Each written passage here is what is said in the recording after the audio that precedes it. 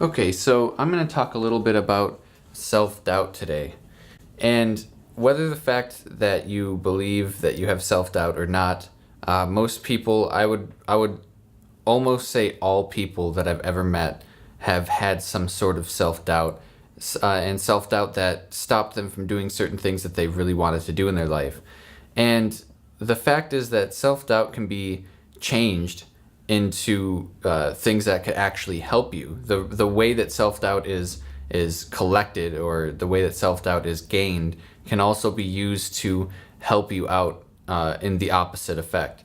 So let's talk about how self-doubt actually happens. And when it comes down to it, it's about the way that you talk to yourself while you are either by yourself or just in your head. And it also more so comes from the way that you go about doing things in your regular life. And what I mean by that is, for an example, say you're a painter or a musician or someone that does art. You're going to start a project, like an art project, and it might be big, and you really would enjoy doing that, but when you start it, you don't finish it. And then say you move on to another one and you don't finish that one also, and you start another project and you don't finish that one, and so on.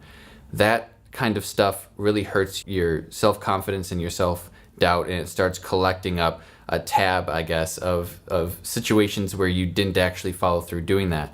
And that really just comes from when we were evolving, you could say thousands and thousands of years ago. We were in an environment where we had to learn patterns and things that are going on in our environment that happen on a regular basis. So let's say that every time you would go to a certain watering area to either fish or something like that, way back when we had to fish and find fresh water and stuff like that, like thousands of years ago, say whenever you would go there, there would always be a predator of some sort, maybe a tiger or something like that, and you knew that he would be there. So at that point, you would know that you shouldn't go to that well. That's a reason why our brain does these kinds of things. And say another example is, say when you open a door to your house, every single time you open that door, your dog jumps out and attacks you with love or something like that. And so at that point, every time you're opening that door, your subconscious automatically reacts and understands that your dog is going to be flying out at you with excitement every single time that you do it.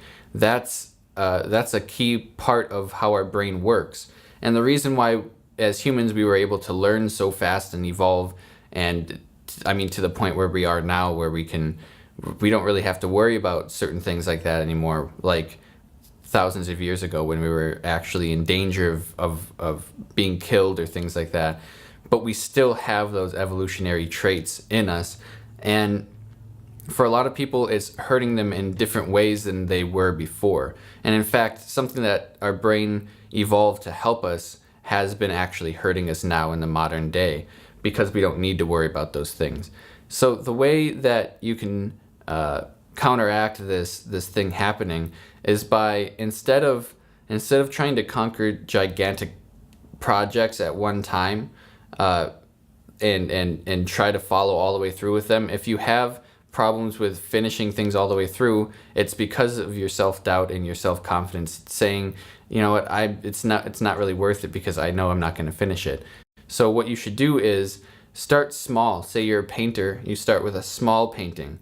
And this is just an example that you can reflect into other things that you do. It doesn't have to be painting, but say you start a small painting, finish that one all the way through. Do something that's easy to finish all the way through, and then you go on to larger scale projects, and scale up from there. That just makes it a lot easier on your subconscious mind, and you don't have to worry about completing a gigantic thing, and you don't have to worry about not completing it, which is even more detrimental to your self-confidence.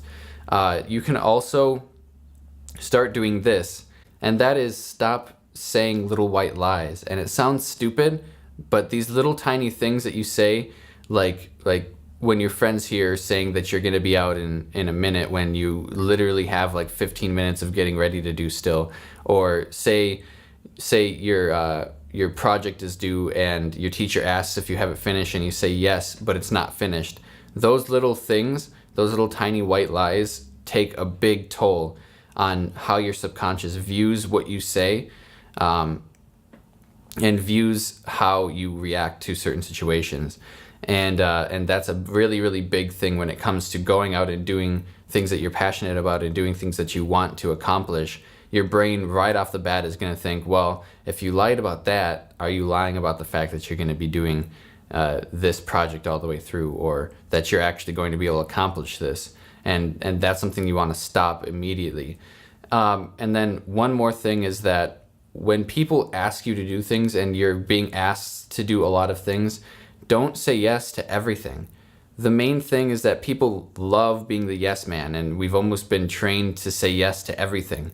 But the biggest relief and the biggest way to help cultivate a really high self-confidence that you're going to complete tasks that you need to get done is saying no to the things that people want you to do sometimes. The things that aren't very, very important to you, or that aren't extremely urgent and need to get done right away. Those things can wait. You could say no. Say no to things that people want you to keep doing, and especially if you're overwhelmed with a lot of things that you need to do.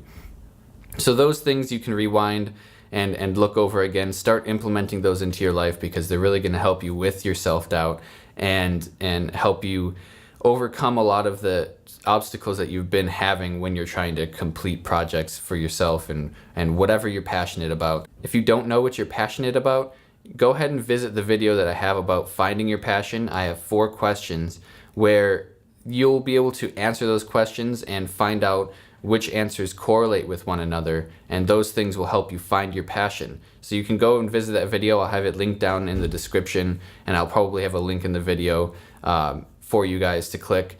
And subscribe to the channel so you guys can get my videos on a regular basis. You don't even have to search for them or anything like that. They'll just pop up every Monday when I put up the videos every week.